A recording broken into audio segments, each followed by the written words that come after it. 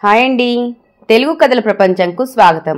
ఇవాళ ప్రజాధనం అనే మరో చిన్న కథను వినేద్దామండి. సుబ్బిశెట్టి వడ్డీ వ్యాపారం చేసేవాడు. అతని భార్య రత్తమ్మ కూడా ఆ వ్యాపారమే చేస్తూ భర్తకు తెలియకుండా వడ్డీలకు డబ్బు ఇచ్చి అసలు వడ్డీ నిర్దాక్షిణ్యంగా వసూలు చేస్తూ ఉండేది.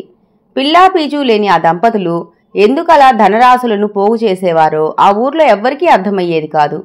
ఒకరోజు సుబ్బిశెట్టి ఏవో లెక్కలు చూసుకుంటూ ఉండగా అతని ఇంటికి కాషాయ వస్త్రాలు ధరించిన ఓ బైరాగి వచ్చాడు. అతడి తెల్లటి గెడ్డం, జడలు వేసిన జుట్టు, విభూది, కుంకుమ బొట్లు చూసి సుబ్బిశెట్టి 2 చేతులు ఎత్తి నమస్కరించాడు. బైరాగి తీక్షణంగా కొన్ని క్షణాలు శెట్టి మొహంలోకి చూసి, అదృష్టవంతుడివి నాయనా, లక్ష్మీదేవి కటాక్షం సంపాదించావు. రాబోయే పౌర్ణమి నాడు నీకు లంకెబిందెలు లభించబోతున్నాయి అని చెప్పి వెళ్ళిపోయాడు.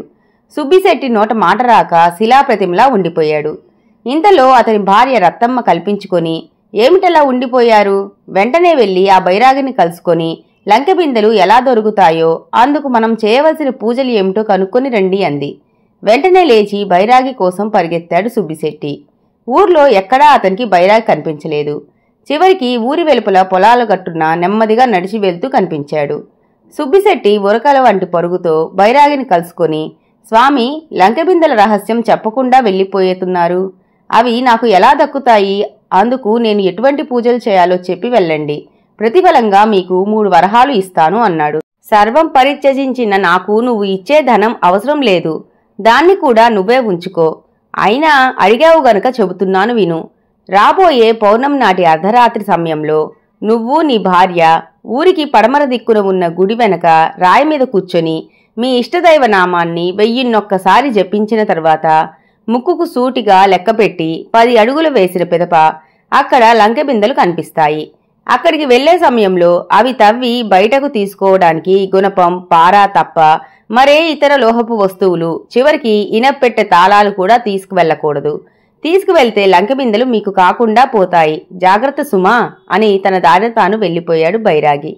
శెట్టి సంతోషంగా ఇంటికి వచ్చి భార్యకు అన్ని విషయాలు చెప్పాడు. ఇద్దరూ రోజుల్ని యుగాలుగా భావిస్తూ పౌర్ణమి కోసం ఎదురు చూడసాగారు. చివరికి వారి అదృష్టం పండి పౌర్ణమి వచ్చింది.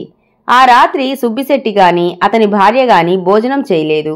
ఆలోచనలన్నీ లంకెబిందెల మీద ఉండటంతో వాళ్లకు ఆకలిగా అనిపించలేదు. అర్ధరాత్రి సమయంలో ఇద్దరూ ఇంటిలోంచి బయటికి వచ్చారు.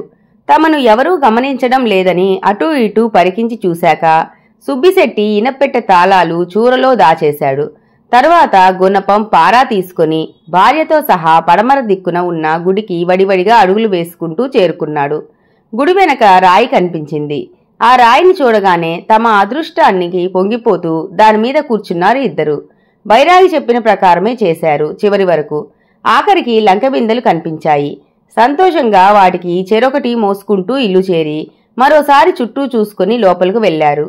వీధి తలుపు జాగ్రత్తగా మూసి గడియ బిగించింది రత్తమ్మ. బిందెలకు కట్టి ఉన్న ఎర్రటి గుడ్డల్ని తొలగించాడు శెట్టి. బిందెలో వరహాలు ఉన్నాయి గాని 100 కంటే ఎక్కువ లేవు. ఆ వరహాలే కాక ఒక ఉత్తరం కూడా చిక్కింది సుబ్బిశెట్టికి. తప్పుడు లెక్కలతో అమాయక ప్రజలను మోసం చేసి నువ్వు కొన్ని లక్షలు సంపాదించావు. ఆ ధనం నిరుపయోగంగా నీ ఇనప్పెట్టెలో పడి ఉంటోంది. అలా చెయ్యటం నేరం. అది ప్రజాధనం. ఆ ధనాన్ని ప్రజల సౌకర్యార్థమై ఖర్చు చేయకుండా దాచుకోవడం నేరమే కాదు, పాపం కూడా. అందుకే నేను బైరాగిలా అవతారం ఎత్తాను. కట్టుకథ కల్పించి నిన్ను నమ్మించాను. ఒక్కొక్క బిందెలో 50 వరహాల చొప్పున 2 బిందెల్లో ఉంచి వీటిని నేనే పూడ్చిపెడుతున్నాను. మీ సొమ్ము అంతా నా ఆధీనం అయితే ఆ ధనంతో బావులు తవ్విస్తాను, రహదారులు బాగు చేయిస్తాను, పాఠశాలలు కట్టిస్తాను, ఇంకా ఎన్నో మంచి పనులు చేస్తాను. మీ బ్రతుకు తెరువు కోసమే 100 వరహాలు బిందెల్లో ఉంచుతున్నాను. ఈ ధనంతో ఇహ మీదట అయినా న్యాయంగా వ్యాపారం చేసుకొని నీతిగా జీవించండి. ఈ ఉత్తరం మీరు చూసేసరికి నేను మీకు అందనంత దూరం వెళ్లిపోయి ఉంటాను. నా కోసం గాలించి అనవసరంగా శ్రమపడకండి. ఇట్లు బైరాగి అని వ్రాయబడి ఉంది ఆ ఉత్తరంలో. ఉత్తరాన్ని శాంతం చదివిన సుబ్బిశెట్టి పరుగున ఇనప్పెట్టె ఉన్న చోటికి వచ్చి పడ్డాడు. అతనికి ఖాళీ ఇనప్పెట్టె కనిపించింది. శెట్టితో పాటు అతని భార్య రత్తమ్మ కూడా నెత్తి నోరు బాదుకుంటూ ఏడవసాగింది. అయినా వారి గోడు ఆ ఊరి వాళ్ళు ఎవరూ పట్టించుకోలేదు. ఆ బైరాగి ఎవరో ఇంతవరకు ఎవరికీ తెలియకపోయినా అందరూ సంతోషించారు. ఇంతటితో కథ కంచికి మనం ఇంటికి. ఈ కథ గనక మీకు నచ్చినట్లయితే లైక్ చేసి, షేర్ చేసి, కామెంట్ చేసి మన ఛానల్కి సపోర్ట్ చేసేయండి ఫ్రెండ్స్. ఇక ఉంటానండి. By by.